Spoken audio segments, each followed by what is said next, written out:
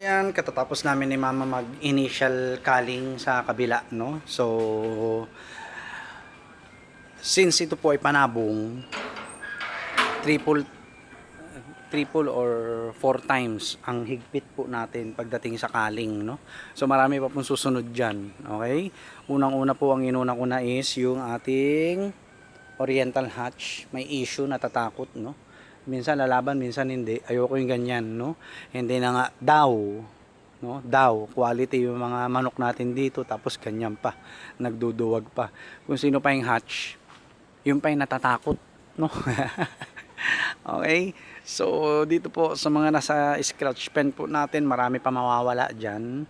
At nakikita ko na po kung sino yung mga iiwanan natin dyan, no? Lahat po ng mga Texas looking na oriental sweaters po natin ay iiwanan po natin.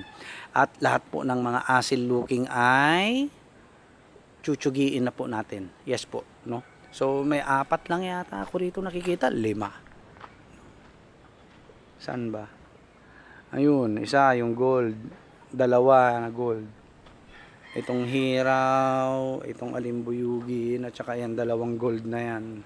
All goods yan. Tsaka ito. No? So ilan ang alanganin? 1, 2, 3, 4, 5. 6 po. 6 po yung napipintong ikakal po natin dyan, no?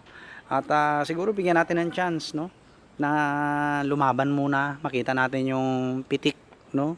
So after na ng tag-ulan natin siguro makikita yung sayawan nito mga oriental sweaters po natin. So signing off na ang Oriental Hatch po natin. Official signing off.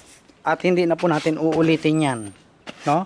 Sa same na inahin na ginamit natin. Kasi ginamit natin yung kay bossing natin, no? At yung Gilmore Hatch na light side. So meron tayong mga panibagong mga dark hatch dito, no? Asil Boston SBR Tornado. Kaso nga lang iisa yung lalaki. Ay, 3 yung lalaki, no? Yung 2 bata pa. So titingnan pa rin po natin yun.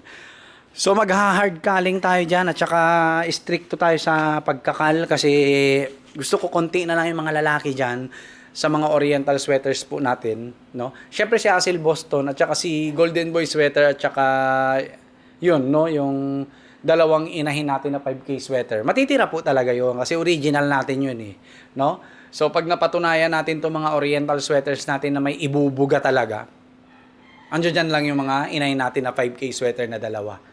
Andiyan dyan din si Asil Boston natin.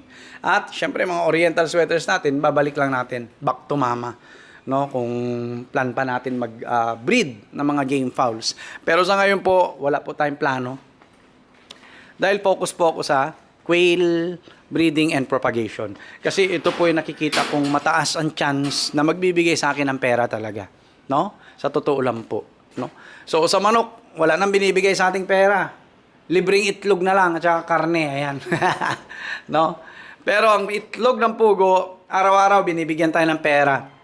Ayan, no? No? Mamaya meron ulit yan.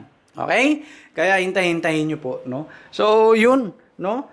Hindi po ibig sabihin na focus tayo sa ating mga quail or pugo is papabayaan na po natin yung breeding program po natin sa ating mga game fowls. Hindi po, mali po kayo doon, no? So selective breeding pa rin po tayo diyan, same pa rin yung magnitude ng culling and selection process po natin. Okay? Para at least kapag may nag-acquire naman ng mga oriental sweaters natin dito at saka mga straight sweaters natin, hindi naman tayo mapapahiya, no? Hindi tayo mapapahiya. Yung may ibubuga, no? Mahirap naman yung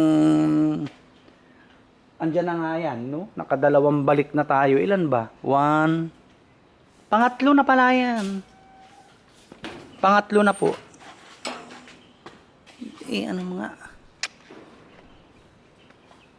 Pangatlo na po. Kung sakaling ibabak tumama natin sila, pang-4 na, no? Andyan na yan eh. Di ba? Ang titingnan lang na po natin yung resulta. So yun, mag-dress po muna ako. At pag-isipan ko kung kakatayin na rin po namin yung iba dyan, no? Alright, so yun lang po. God bless po sa ating lahat. Peace!